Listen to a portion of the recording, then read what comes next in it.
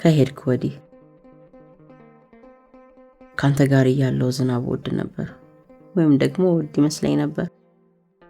ዝናብ ሆኖ ከመውረዱ በፊት ደመና ሆኖ የአዲስ አበባን ሰማይ በጥቁር ዝግትግት ሲያደርገውና ሰው ሁሉ ደበረኝ፣ ሸከከኝ፣ ኧረ ዶከከኝ፣ ጨፈገገኝ ሲል እኔ ግን ፈካ ነበር፣ እኔ ግን ቆነጅ ነበር።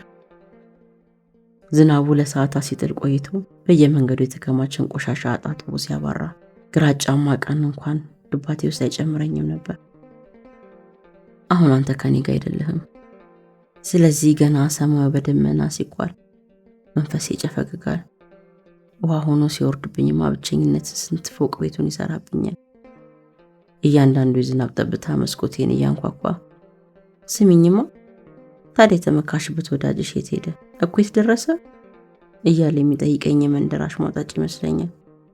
በእርግጥ የዛኔ የሚወደድኩት ዝናቡን አልነበረም፣ በዝናቡ ምክንያት የምንሆናትን እኛ እንጂ።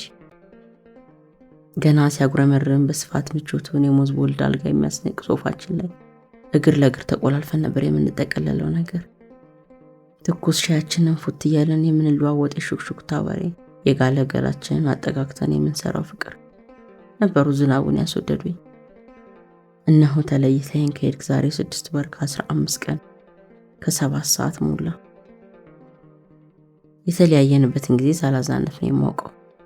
ከሄድክ ወዲህ ጊዜ እንደረጋ ውሃ ኩልል ብሎ መፍሰሱን ትቶ በተበላሸ ቧንቧ እንደሚረብሽ ውሃ መንጠባጠብ ስለጀመረ ጠብ ጠብ ጆሮና ልቤን ስለሚያደነቁር ሆኖ ጠብ ጥሎሽ ከሄደ 1 ቀን ሆኖ ጠብ ትቶሽብስ ካለ ሳምንት አለፈው።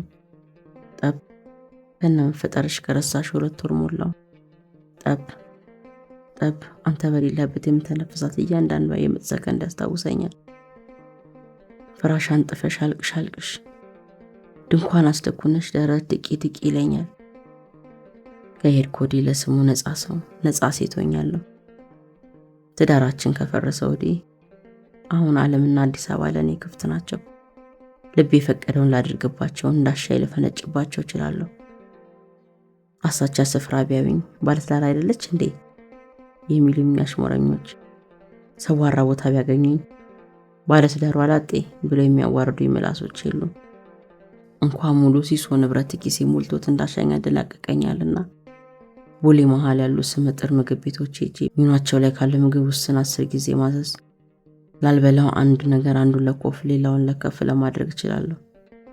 በሀጫ በረዶ ነጭ በነጭ የተሸፈኑ ጠረጴዛዎችን ተደግፌ በወጉ የተተኮሰ ቄንጠኛ የሥራ መለያቸውን የለበሱ አማርኛቸውን ከመደበኛ ልብሳቸው ጋር ኩሽና የሚጥሉ አስተናጋጆች በወፍራም ቲፕ ተስፋ እንደ ንግስ ማስረገድ እችላለሁ።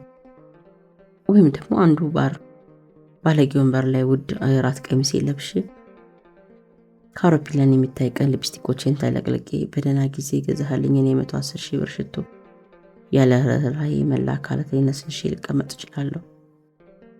ከሚያስተናግደኝ ሰው ወርሃዊ ደሞዝ በላይ የሚያወጣውን ወይን እያንጀቀጨኩ ደስተኛና ያልተጎዳው መስዬ መታየት እችላለሁ። ግን መምሰል መሆን አይደለም። ተከፍቶ ደስተኛ ተጎድቶ ያልተጎዱ መምሰል መታየት በራሱ እጅግ ያስከፋል፣ ክፉኛ ይጎዳል። እርግጥ ነው ገና ወጣት ነኝ። አሁንም እንኳን ተለዋዋጭ ተረጋጋው የሚል ወንድ አይኖቹን የሚስብብኝ ነኝ። ሰውነቴን መልብዬ ካዘዝኩት ስጋዊ ጉጉቱ ይቀሰቅሳል። ምንም በሌለበት ፍትወትን ያሳስባል። ይህ ሁሉ አድርጌ ሳበቃ ከዛሬም በኋላም ከማላቃቸው እንግዳ ሰዎች ጋር የውሸት ስገለፍጥ አምሽቼ ዝናብና ብርዱን ሽሽት የሞቀ ክንድና ደረት ፍለጋ አንዱ መርጬ የሰራሁለት ቤት ይዤ ልሄድ እችላለሁ። ከሄድክ ወዲህ ለስሙ ነፃ ሰው ነኝ፣ ነፃ ሴት ሆኛለሁ። ግን ይህ ነፃነት የትዳራችን ነፍስ ይማር ልብስ እንደ ክት ልብስ መሆን መልበስ ሆነብኝ። እርግጥ ነው ቀደም ብዬ ሞክሬው ነበር። ከቤት በወጣህበት የመጀመሪያ ወር የቤቱ ጭርታ ለማምለጥ ስል እንዳበደ ሰው የከተማዋን የማይጠፉ የሌሊት መብራቶች ተከትዬ የማይመጡኝ ቦታዎች ተገኝቻለሁ። በዚያን ሰሞን ብታይኝ ሳሳዝን የነበርኩት እውነት ለማምለጥ ቀኑ ሙሉ ተኛ ነበር። ብርሃን ስለማታስመስልና እውነቱን ስለምታሳየኝ ፀሐይ እንደደመነ የሸሻት ነበር።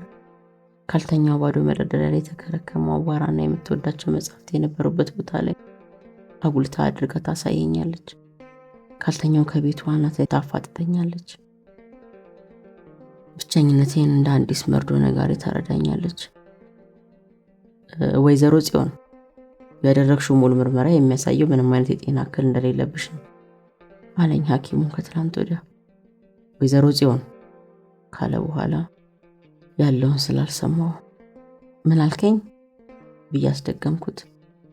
እኔ ምልህ አንተ ከሄድክ ወዲህ፣ ከተፋታን ወዲህ፣ ከብቸኝነቴ ወዲህ እንግዲህ ሙሽሪት መባልሽ ቀረ ወይዘሪት አስብሎኝ ካገኘሁት ሰው ከተለየ ወዲህ አሁንም ወይዘሮ ነኝ ደገመልኝ።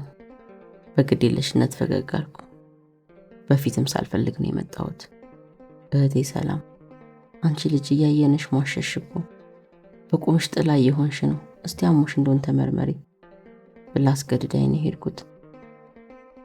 እና ታዲያ ምን ይሻላታል አለች ሰላም ቢቸግራት። በጠና የታመመ ትንሽ ልጇን መርፌ ልታስወጋ የመጣችው የተጨነቀች እናት ትመስላለች። ሪፖርቱን ደጋግሞ ሲያይ ቆየና አእምሮሽን ለማዝናናት ሞክሪ አለኝ። ሞኝ ነው ልበል? የተማረ ሞኝ። አይምሮ ማዝናናት ፋርማሲ ውስጥ ካለ ሽሮፕና ከቁስል ፕላስተር አጠገብ የሚገኝ ተራ መድኃኒት ይመስላል።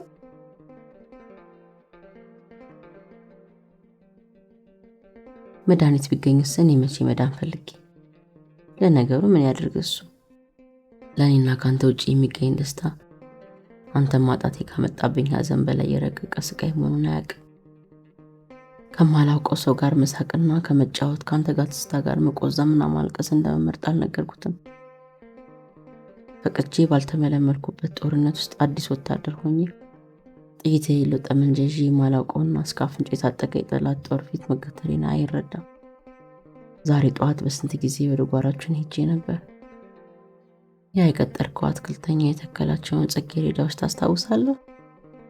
የጽጌረዳዎቹ መገኛ ቅዳሜ ጠዋት ቡናህን እየጠጣ እኔ ሊይዘው የማልችለውን ግን ደግሞ ሁሌ ዝቅ ባለ ድምፅ የምታዜመው ዜማ እያዜምክ የምትቀመጥበት ቦታ ነበር። አብዛኛውን ጊዜ የዳዊት ጽጌን ዘፈን ነበር የምታዜመው። ዳዊትን ተወደው ነበር። ለዚህ ነው መሰለኝ አሁንም ዳዊትን መስማት አልችልም። ገና ድምፁን ስሰማ ጉሮሮዬ ላይ እንዳለ ነገር ይሰነቀራል። ውዴ፣ እነዚህ የምትወዳቸው ጽጌረዳዎች አሁን ሞተዋል። አትክልተኛው እኮ አሁንም ቀኑን ሳያዛንፍ ይመጣል፣ ግን አፈሩ አለመኖሩን ያውቃል መሰለኝ። ጽጌረዳዎቹም አንተን አጥተው እንደምታያቸው የገባቸው ይመስላል። ቴዲ ካላየን ፈካን አልፈካን ብለው መኖር አቆመዋል። የመጨረሻዎቹ ጽጌረዳዎች ቅጠሎች ሳይቀሩ ጠቁረውና በስለው ተንጠልጥለዋል። ረጋፊ ቀንበጥ ያላቸውም አንተ በሌለህበት አምሮ ስለሚታዩ ይቅርታ የሚጠይቁ ይመስል ወደ አፈሩ አንገታቸውን ደፍተዋል። እኔም ልክ እንደነሱ ነኝ። ቀስ በቀስ እየጠቆርኩና እየከሰልኩ እየተጠቀለልኩ እያቀረቀርኩ ብርሃን እንደማላገኝ የግል ጨለማ ውስጥ እየሰመጥኩ ነው። ከሄድኩ ወዲህ አንተ ከኔ ጋር መኖር ቀላል እንዳልነበር ተረድቻለሁ።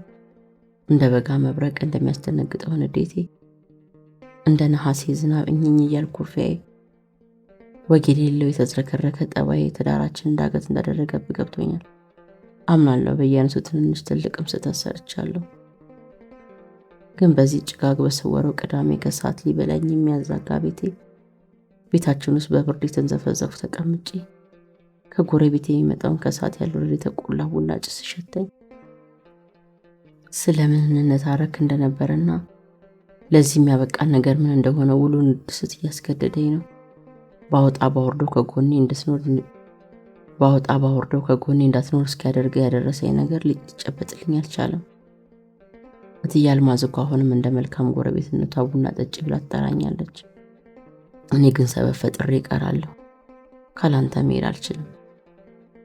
በሄድም ገና ቂጤ በርጩማው ላይ እንዳረፈ እህስ ቴዲ ደህና ነው ብላ ስትጠይቀኝ አይኗ ውስጥ ያለውን ከከንፈሯ መጣኝ ምንጭ ሆነ ርህራሄ ማየት አልፈልግም። በዚያ ላይ ምን አባቴ ብዬ መልስላታለሁ። ግን አለሜ ደህና ነህ ወይ? ጓደኞቼ አሁን እኮ ነፃ ሰው ነሽ ታድለሽ፣ ከትዳር እግረ ሙቅ ተፈታሽ፣ እንዳሻሽ መሆን ትችያለሽ ይሉኛል። ታስሬ በኖርክ ብላቸው አይገባቸውም። አዲስ ህይወት ጀምሪ ብሎ ይመክሩኛል።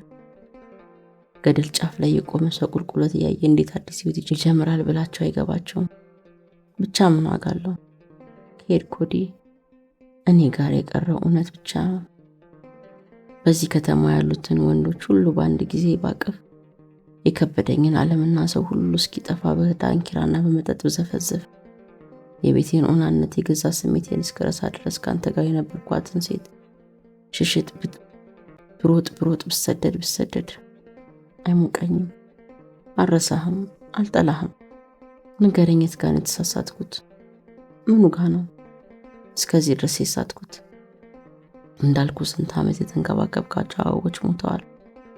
ዛሬ ደግሞ በአበቦቹና እረፍት የሚቀናው ትተኸው የሄድከው ማንነቴ ከሄድኩ ወዲህ ተብሎ ለሚጀምር የህይወት ምዕራፍን አልኖርም ብለሽ አንቺ ካለሱ መኖር ላይ በሞት አምጪ ይለኛል። ከሄድኩ ወዲህ መሞት ያጓጓኛል። የዛሬው ዝናብ ግን የነገ ንጋት እንዳላይ ይገፋኝ ነው ይዟል።